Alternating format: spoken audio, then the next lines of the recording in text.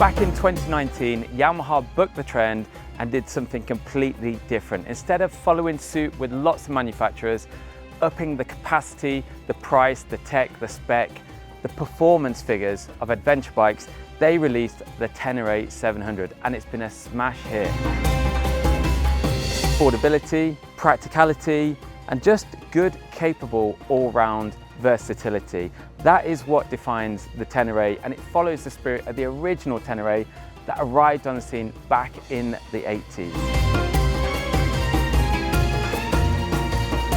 So for 2025, what Yamaha's done is it's simplified its range. So instead of having 5 different versions of Tenere, you've basically got a Tenere Low, a Tenere Standard, and a Tenere Rally. And today I've been riding 2 of them, the Standard and the Rally, and I'm going to talk to you about them. But before I go into it, I want to give you a bit of an overview of some of the enhancements that have been made to the 2025 machines. So while both models are different, they carry a lot of similar enhancements, including additional bracing to the frame to make it that bit more stiffer and capable. They've also had the suspension reworked. I'm going to have to go into that in a little bit more depth in a minute, but as far as the standard machine goes, what that means is now we're talking about fully adjustable forks up front that have had their components inside enhanced, as well as the settings, etc. And at the rear, the shock has been reworked as well with a new linkage and more stroke as well for more range, essentially more grip, more potential. Another thing they've both got in common are these headlights here. So the quad lights that you see on these are identical, along with the screens, the handguards. In fact, the whole of the bodywork on the bikes have been refined and reworked for 2025. Another big difference is the fact that to give the rider a little bit more maneuverability, more comfort, especially when stood up, what Yamaha's done is it's kept the same 16-litre tank, but they've pushed it forwards. They've pushed also the seat unit that little bit further forwards. And on both of these machines, the seat is now one piece and flatter than ever before. Where they differ is that on the Rally, there's a few additional grips and you can define it straight away. But on the base model, you've not got the grips, but it is that bit more flatter, that bit more purposeful, and that bit more inclined to kind of active trail riding, etc. I should probably say at this point in time that the engine, the CP2, is pretty much untouched. Similar to the MT-07, this bike benefits from reworked gears that basically mesh a little bit better. Another thing that they both benefit from is a new intake system. And what that's done, if anything, is improve the torque figure. So while the torque figure is ultimately still the same, it's allowed Yamaha to achieve peak torque that a little bit lower in the revs, which is good news, especially again, if you're using this bike A on the roads or B on the trails. Pretty much every part of the bike you look at, there's been a tweak here or there, and that includes areas such as the foot pegs. So on both machines, the pegs have been increased in surface area by around 35%. So really quite substantial. The difference being on the standard bike, they come with a rubber grommet because it's just better suited to kind of road boots and that kind of stuff. Whereas on the Rally, there's none of that. It's full, hardcore, spiky, super grippy pegs with no added comfort or luxury as rubber. And of course, I guess the real headline with the 2025 Tenere 700 is the fact that, again, as per the MT-07, Yamaha has now gone fly-by-wire with the Tenere. So what that means is that not only have they been able to improve the fueling efficiency and the mapping, control, etc. of these bikes by doing that, they've also been able to introduce features that haven't been on the machine before, such as power modes, traction control, as well as ABS, which is switchable over 3 different tiers. So you've basically got ABS front and rear, ABS front only, and ABS off altogether. When you're sat on the bike, probably the most notable difference that you'll pick up on is the fact that these machines now have a 6.3-inch full-color TFT dash set in that portrait stance, like proper off-road adventure Dakar-esque style. It looks awesome. It's a very simple menu on the bike. There's not loads and loads of options of features to kind of work your way through, so it's nice and clean on the eye. You can alter the theme of it, for example, but ultimately it's there to tell you your revs, your gear position, etc. And it's got full connectivity to, I don't know, your phone, to all manner of things. You know, if you want to see a map on there, you can get that working on that. It's a great advancement from Yamaha and something that I think keeps this bike right at the forefront with its sector. And on that note as well, it's worth saying that Yamaha told us during the presentation of this model that they have a 23% stake in this sector, which makes them the market leader. Like I say, 70,000 units sold since 2019. This is a really big deal for Yamaha, and it's fully understandable why they've gone the extra mile in trying to make sure it stays at the top of its game. So what do they like to ride? Well, we are here in the Agafay desert in Morocco, and today I've had the chance, like I say, to try both of them, and we actually started on the rally. So what I should probably do is just throw a little bit of light on the other spec that you get with this bike. So they both run KYB forks. The difference is that with the rally, they're 20mm taller on the forks, also on the shock length as well. The whole bike is 20mm taller with a seat height of 9-10mm, which is ideal if you're going to be tackling hardcore off-road trails, lumps, bumps, that kind of stuff. Travel is your friend, believe you me. And to keep you safe whilst you're doing that, you also get a new 4mm thick sump guard that protects the whole of the engine. Again, you know, if you're riding through rocks, boulders, that kind of stuff, I've seen it. I've been out here in Morocco before when engines have been holed through rocks being flung around. So that is an essential, and it's fantastic that it is on this bike.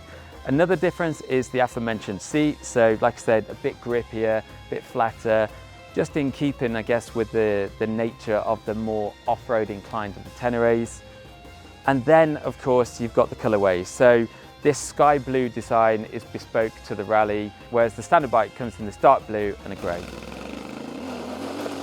So I was super excited to actually get the test underway, and we got to ride on the rally version first. And we were pretty much straight into the rough stuff. I mean, we're in the middle of the desert right now where we're based, and there was no warm up. It was like in at the deep end, get on the bike, set off into the sunrise, and it was absolutely awesome. What I would say is the first thing that hit me was just how supportive the rally felt. So the suspension is so plush, and that's something throughout the day that I learned more and more and more. It just seems to glide over whatever terrain you're hitting, no matter what the pace is, you know, be it you're going slow, be it you're going fast or whatever, rocks, boulders, sand, you name it, it just seems to float its way through, give you confidence and make you feel like, I don't know, you're in a good place, you're being supported, and you're able to take the mick and kind of exploit this bike for all it's worth. And I love that about it. You know, some of the trails, like I say, were just proper nadgery, hardcore. I was maybe out of my comfort zone a few times, but what I was not prepared to do was back off. There was a guy in front, and I was ensuring, even if I couldn't see the trail for all the dust, I was going to keep up. And like I say, I think this bike actually carried me through it. And that came off the back of the fact that I had so much feel for it. You know, I could actually comprehend, you know, the grip levels, especially from the front tire. I ride massively on the front, and in the kind of terrain we're hitting today, if you got front grip, largely speaking, you can get away with the rear being wappy and doing its own thing. It's not such a big issue.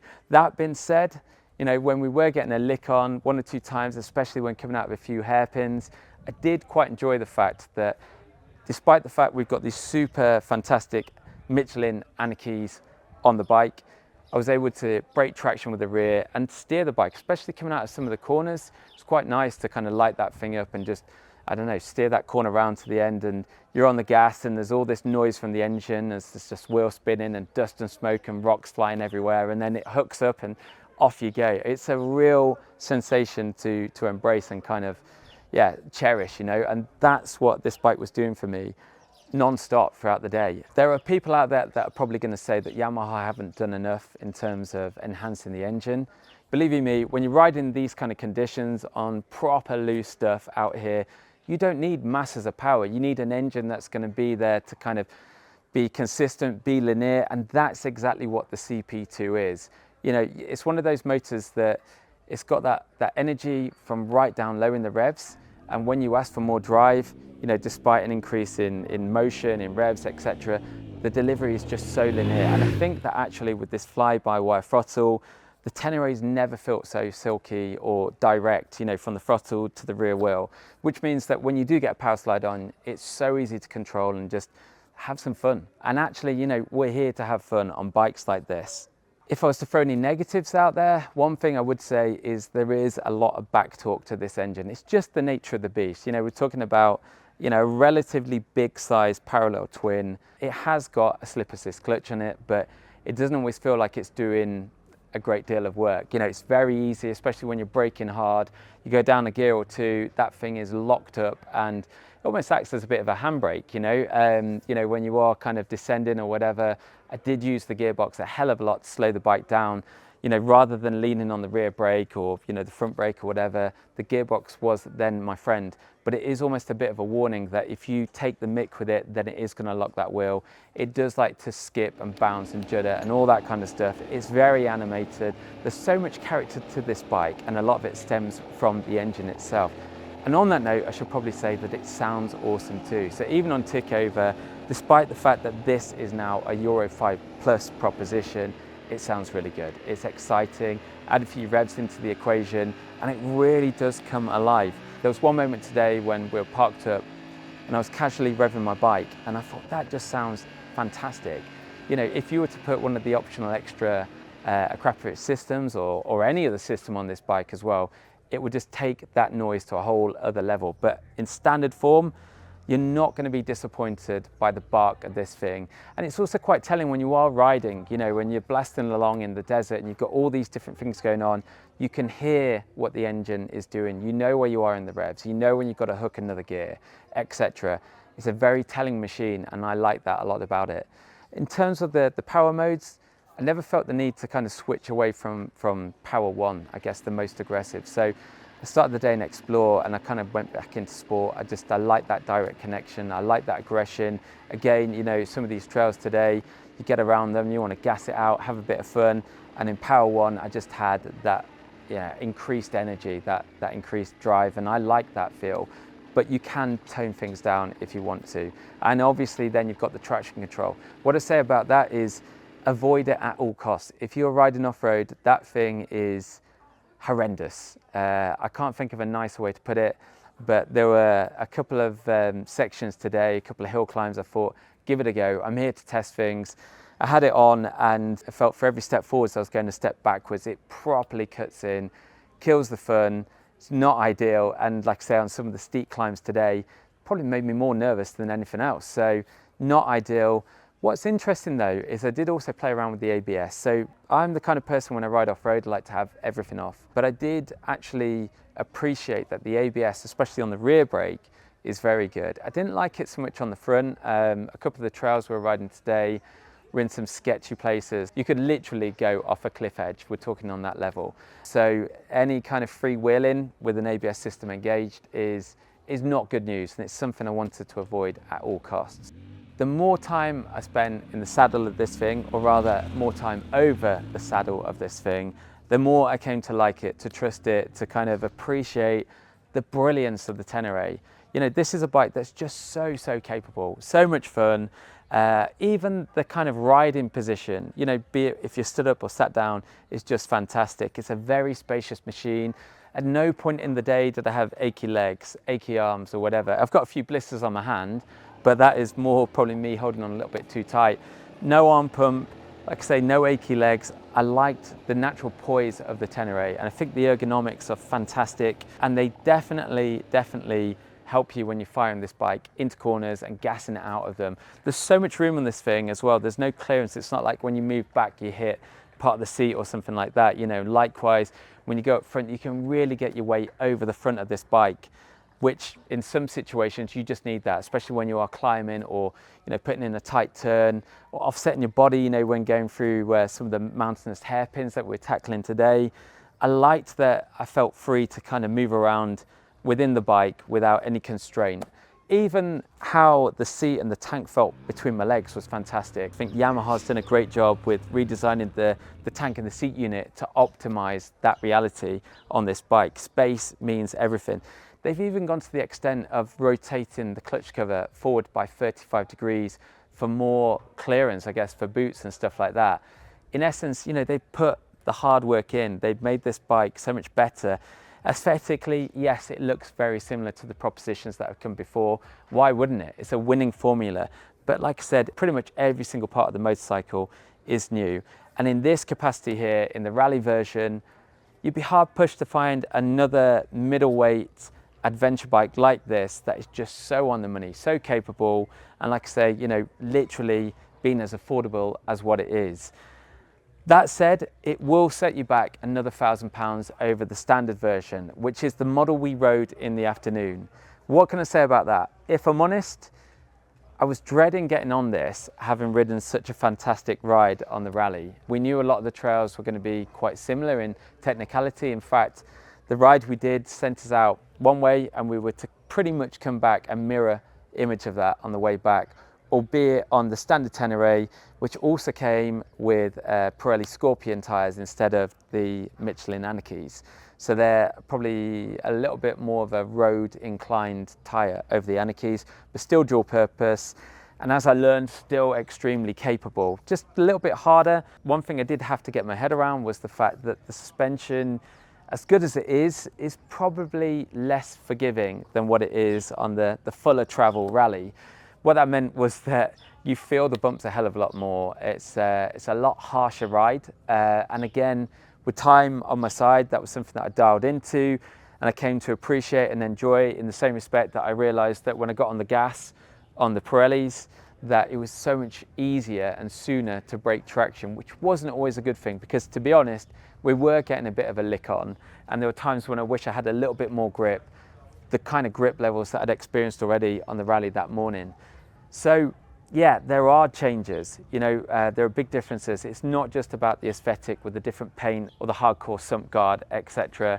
This bike here is so much more inclined for the kind of adventurous off-road riding we've been doing today. That's not to say that the standard Tenere can't hold its own, because it definitely can. I would say probably something like 90% of the hardware on this bike is a mirror image of what you find on the rally, so keep that in mind. And like I say, the price difference is £1,000, so it can't be that drastic, all things considered. We also did a few more road miles on the standard Tenere, and this thing was fantastic. You know, again, as I've said, with the rally, nice and spacious and relaxed. The seat was super comfortable.